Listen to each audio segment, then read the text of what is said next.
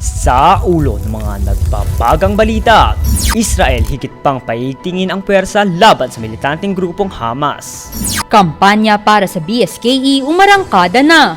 DLSU SHS-SC naghanda para sa kapanapanabik na Animo Fright. At tinuldukan na ang first round ng UAAP Season 86 Basketball.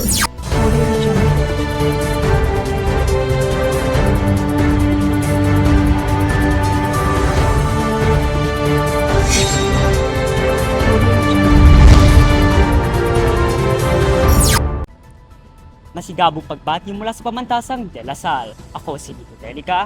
At ako naman si Sam Evangelista para sa balitang tapat at totoo, Alisto Lasaliano. Ating tutukan ng mga nagbabagang balita para sa buwan ng Oktubre. Israel, higit pang pinaigting ang pwersa laban sa militanteng grupong Hamas. Yan ang balitang hatid ni Jamie Manibo. Sa patuloy na gyera na nangyayari sa pagitan ng Israel at Palestine, nag-anunsyo ang militar ng bansang Israel na paigtingin nila ang kanilang pambobomba sa susunod na yugto ng gyera sa Gaza Strip. Patuloy rin umano nilang susugpuin ang mga target na tinuturing nilang banta sa kanilang seguridad. Ayon naman sa panig ng mga Palestinian, nakatanggap sila ng mga bagong banta mula sa militar ng Israel na posibleng ilipat ang operasyon mula sa Hilaga patungo sa timog ng Gaza Strip. Maaaring magresulta ang paglipat na ito sa pagkilala ng Israel sa kanila bilang teroristang grupo kung mananatili sila sa kanilang lugar. Para sa international na balita, ako si Jamie Manibo. Balik sa'yo, Sam. Kampanya para sa BSKE umarangkada na. Para sa buong balita, narito si Bak Alquizar. Nagsimula na ang paghahanda ng itong ika-19 ng Oktubre para sa eleksyon ng Barangay at Sangguniang Kabataan o BSKE na gaganapin sa katapusan ng Oktubre.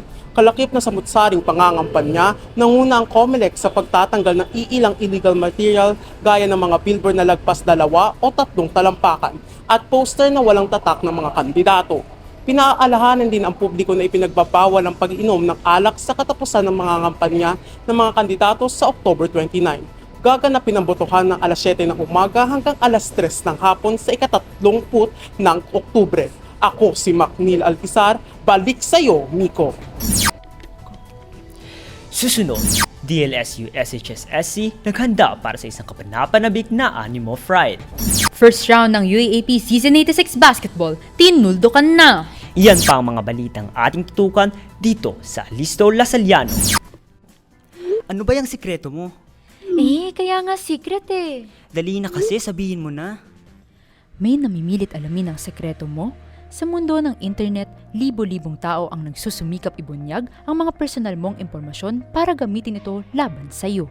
Maging maingat sa mga aktibidad na isinasagawa online tulad ng pag-click ng mga link at pagtitiwala sa mga email at text messages. Nagbabalik ang Alisto Lasaliano. DLSU SHS-SC naghanda para sa isang kapanapanabik na Animo Fright. Para sa mga detalye, narito si Margo.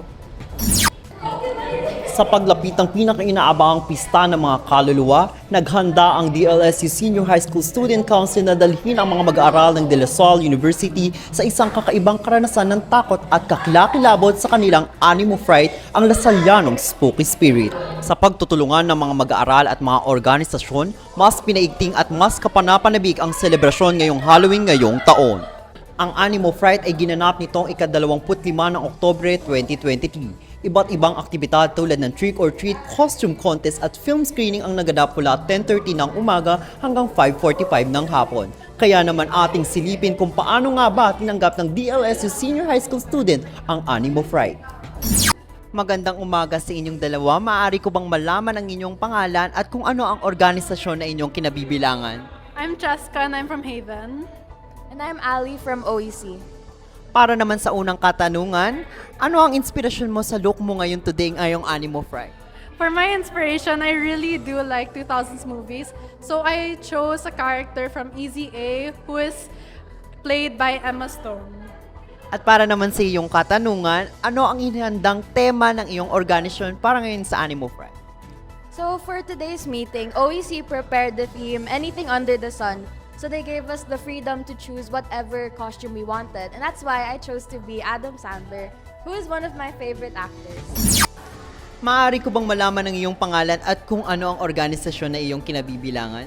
Hi, I'm Larise Angeli Di Horiga, but you can call me Larise and I'm from Haven. May inihanda nga bang Haven na tema ngayon para sa Animo Fright?